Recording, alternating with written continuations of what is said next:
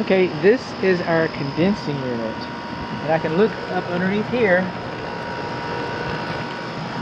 on our foundation pad and see if we got a board holding it up. And the board's going to rot, and the board's going to sink, and the board's going to allow the condensing unit to become out of center.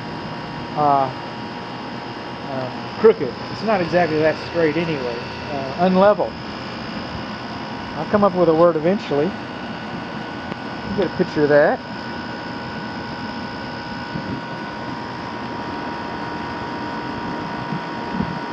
Photo.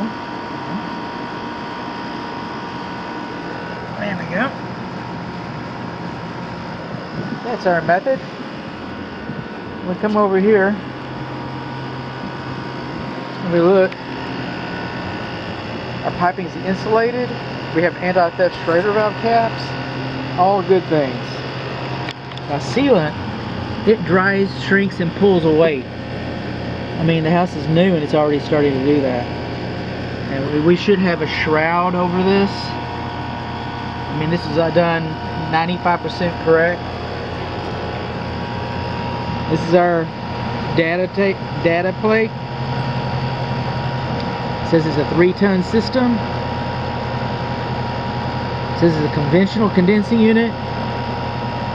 This is 454B refrigerant. That's a good thing. And it requires 30 amps. That also is a good thing. Coming along over here, this is our electric disconnect.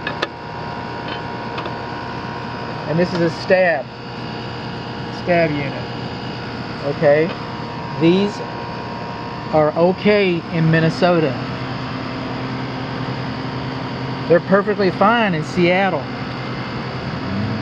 But those stab locks are not rated for continuous use. And the definition for continuous use is 3 hours or more. And we live in Texas.